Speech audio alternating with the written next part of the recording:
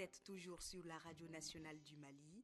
Dans un instant, la première édition de Mali Actualité.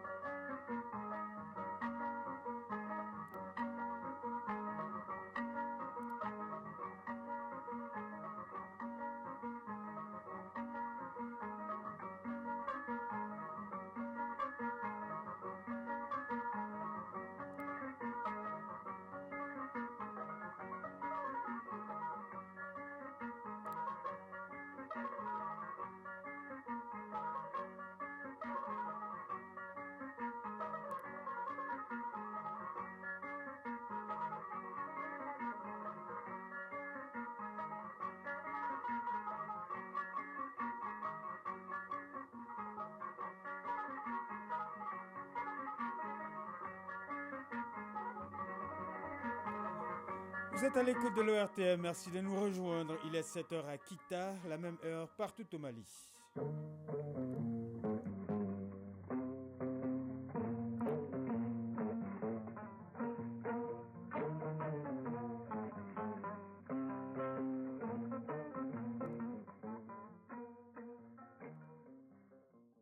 Le journal Kodi Sibi.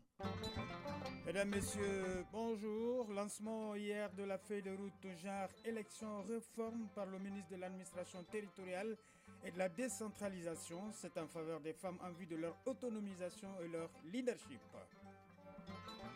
Relever les défis migratoires au Mali, c'est l'objectif de la rencontre présidée hier par le ministre des Maliens établi à l'extérieur et de l'intégration africaine. C'était en présence de plusieurs partenaires.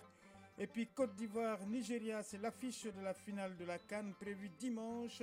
Le match de classement oppose demain la RDC et l'Afrique du Sud. Voilà pour le sommaire. Bienvenue dans ce journal. Le ministre d'État, ministre de l'administration territoriale et de la décentralisation, a, au nom du président de la transition, lancé hier la feuille de route sur le tritype genre élection réforme. C'était au Centre international de conférence de Bamako en présence de plusieurs personnalités venues soutenir les causes des femmes.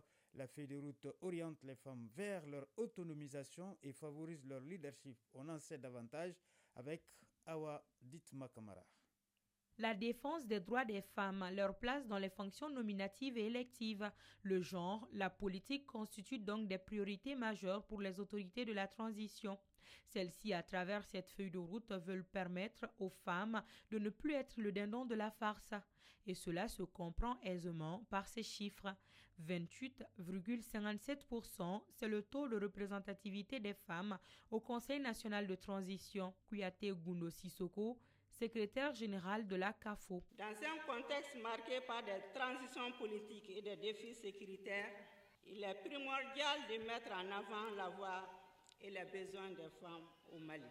Malgré les progrès notables réalisés dans la promotion de l'égalité des genres, il est essentiel de reconnaître les défis persistants auxquels nous sommes confrontés. La feuille de route est accompagnée par un plan d'action de 2 ans. La mise en œuvre de cette feuille de route doit améliorer et renforcer le portage institutionnel, politique et organisationnel de la prise en compte du genre par l'écosystème électoral des femmes. Koulibaly Mariam Maïga, ministre en charge de la promotion de la femme. La feuille de route sur genre, élection et réforme ne visant pas que l'intégration des femmes dans le processus électoral et les réformes politiques et administratives, mais visant surtout une symbiose implication des hommes et des femmes aux différents processus de refondation enclenchés par les plus hautes autorités, je suis convaincu que sa mise en œuvre effective impactera ou changera les conditions de la femme malienne. Cette initiative du gouvernement de mettre les femmes au cœur de sa politique bénéficie de l'assentiment des partenaires techniques et financiers.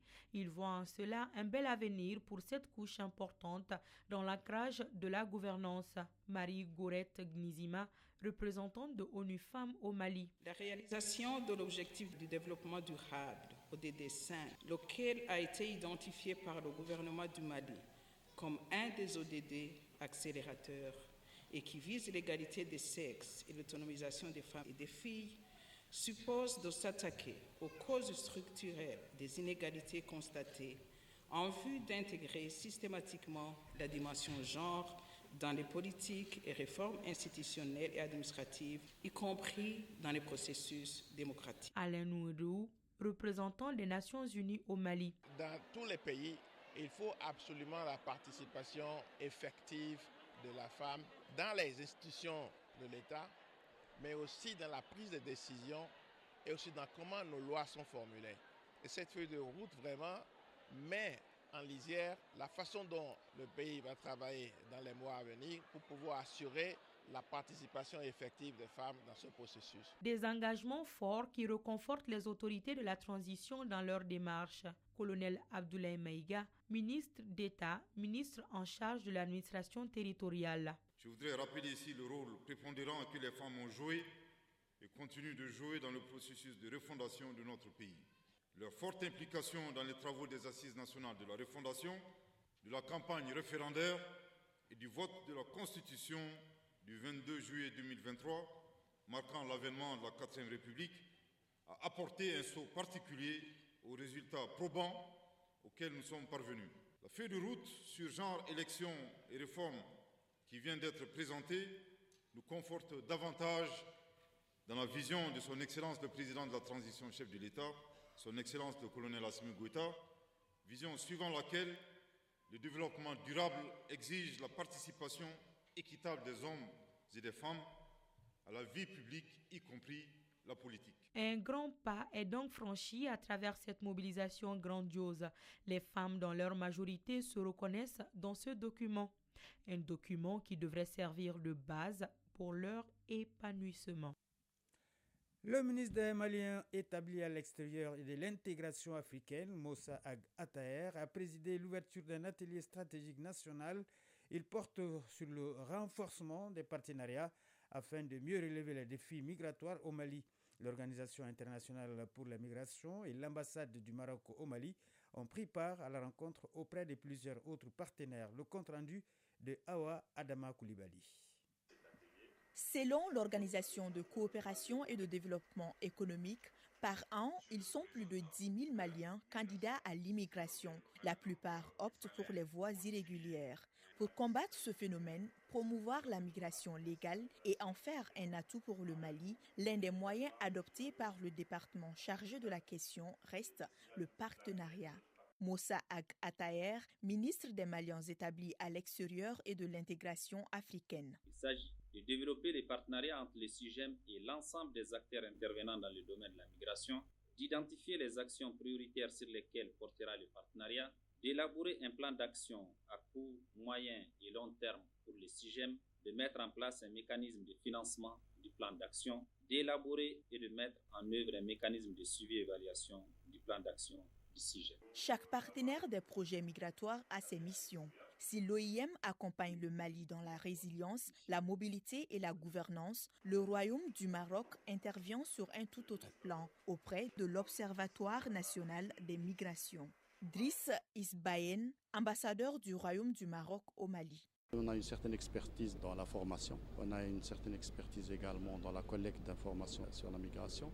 C'est surtout cet échange d'informations et puis la formation de tous les experts en matière de migration. C'est surtout ça. On compte bien sûr fructifier encore plus cette coopération. Érigé en observatoire, le Centre d'information et de gestion des migrations était un projet entre le Mali, l'Union européenne et la CEDEAO. Après quelques années de mise en œuvre et de nouvelles dispositions prises par les autorités, une rencontre était nécessaire.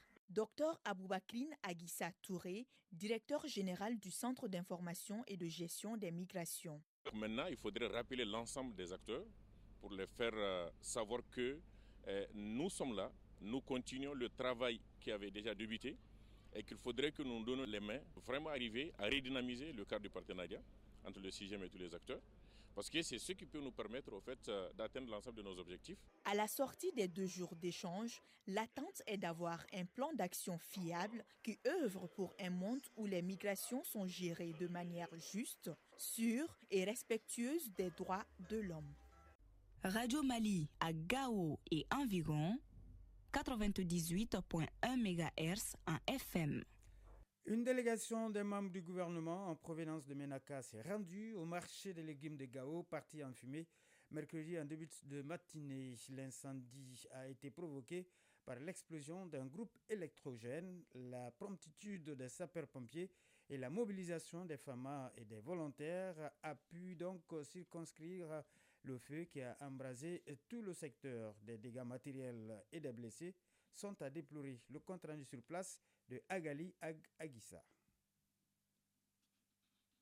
Des centaines d'étals, des hangars et des boutiques du marché des légumes de Gao dévastés ce mercredi par ce gigantesque incendie. Les flammes qui ont créé la panique sur le site et environ auraient été provoquées par l'explosion d'un groupe électrogène. 4 ministres en provenance de Ménaka se sont rendus sur les décombres du marché. Colonel-major Ismaël Ouagé, ministre en charge de la réconciliation. Les dégâts sont énormes. Les pertes sont élevées dans la mesure où c'est des vivres, et surtout des céréales et des marchés de légumes. Il y a beaucoup de choses qui sont parties. Donc quand on parle de céréales, de vivres, c'est vraiment de grosses pertes. Il y a aussi des installations de façon sommaire qui sont parties.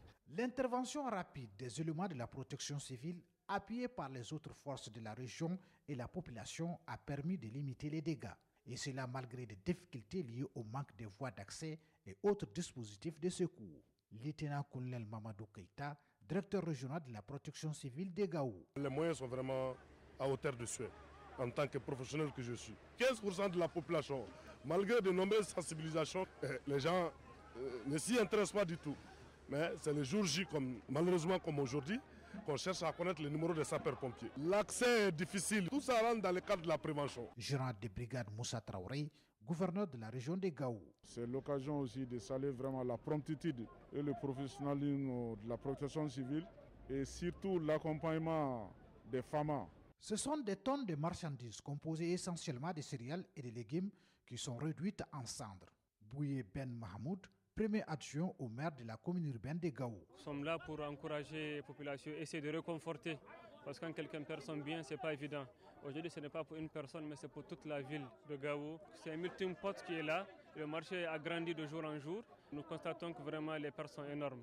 Colonel-major Ismaël Ouagé, ministre en charge de la réconciliation. Je vais rapporter à la plus haute autorité de la transition cette situation tragique et l'État verra dans le plus près de là ce qui est possible d'être fait pour venir assister aux sinistrés. Aucune perte en vie humaine n'a été déclarée au moment de notre passage. Des blessés légers sont enregistrés. Gao, Agali, Agissa, Alassana Hamadou pour l'ORTM. Le comité indépendant de suivi et évaluation de la mise en œuvre des recommandations des Assises nationales de la refondation a tenu hier sa réunion plénière. Le rappel sur les outils de collecte et d'analyse des données et la répartition des nouveaux membres entre les axes de travail sont autant de sujets abordés. On en sait davantage avec Abdul Karim Kabar. Sur les 517 recommandations, globalement, 261 ont été réalisées ou en cours de réalisation. C'est le constat fait par le comité indépendant de suivi et évaluation de la mise en œuvre des recommandations des Assises nationales de la refondation CNCR-ANR. Ces recommandations sont réparties en 3 catégories. Maître Amadou Tchaoulendjara, coordinateur général du comité indépendant de suivi et évaluation de la mise en œuvre des recommandations des Assises nationales de la refondation. Dans le chapitre des actions prioritaires, il se trouve aujourd'hui que 19 ont été totalement réalisées, 35 qui sont en cours de réalisation. Les actions prioritaires complémentaires, il y a 14 de réalisées et également en fait 114 en cours de réalisation. Et les actions en fait non prioritaires, il y a à peu près quelque chose comme 8 qui ont été totalement réalisés, mais 112 sont en voie de réalisation. La session du jour, appelée Rayon plénière, permettra de mieux imprégner l'ensemble des membres du comité indépendant de suivi et évaluation de la mise en œuvre des recommandations des Assises nationales de la Fondation sur le rapport d'avancement et l'élaboration du rapport annuel. Maître Amadou Tchaoulendjara. Le rapport d'avancement du sincère que nous apprécions aujourd'hui est un rapport qui a été déjà envoyé au chef de l'État et c'est ce rapport d'avancement qui est la préfiguration du deuxième rapport qui sera transmis à M. le Président au mois de mars. Et nous attendons son appréciation parce que nous avons ce qu'on appelle l'étiquette de surveillant de la mise en œuvre et le président de la transition aussi nous tient à l'œil. C'est quand ce rapport maintenant sera transmis au chef de l'État que nous allons entreprendre ce qu'on appelle les missions d'évaluation sur le terrain ici. Cette rencontre a été aussi une occasion de présenter les nouveaux membres et partager avec eux le rapport d'avancement et les méthodes de travail du comité indépendant de suivi et évaluation de la mise en œuvre des recommandations des Assises nationales de la refondation SENSER-ANR.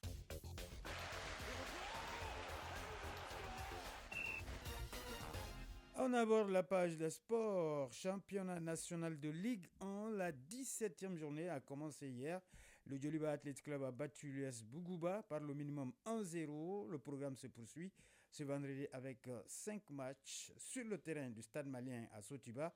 ATS de Koro jouera contre l'USFAS. Sur le terrain du Djoliba Athletic Club à Eremakono, Binga FC et l'US Bougouni seront aux prises. L'ASCO défiera l'AS Real sur le terrain de l'ASB. Sur le terrain de l'AS Real, AS Black Star jouera contre AFE à Ségou. L'AS Bakaridjan de Baroueli recevra l'AS Police. La journée prendra fin samedi avec 2 rencontres. Stade malien 11 créateurs et USCK, Club olympique de Bamako. Pour ce qui concerne la CAN Côte d'Ivoire 2023, pas de rencontre aujourd'hui. Demain, le match de classement opposera l'Afrique du Sud et la RDC. Et dimanche, la grande finale mettra aux prises la Côte d'Ivoire et le Nigeria. L'actualité de la Coupe d'Afrique des Nations à suivre tout à l'heure avec Mamoutou Dante qui vient de faire son entrée dans ce studio dans le journal de la CAN. Voilà, c'est ce qui met fin à ce journal que j'ai eu le plaisir de vous présenter. Mise en onde Mamadou Bedialo, mise en ligne Cheikh Oumar Traoré, présentation Koji Sibi. Merci au chef Brahma Traoré qui m'a aidé à le préparer. Passez une excellente journée de vendredi en compagnie de nos programmes.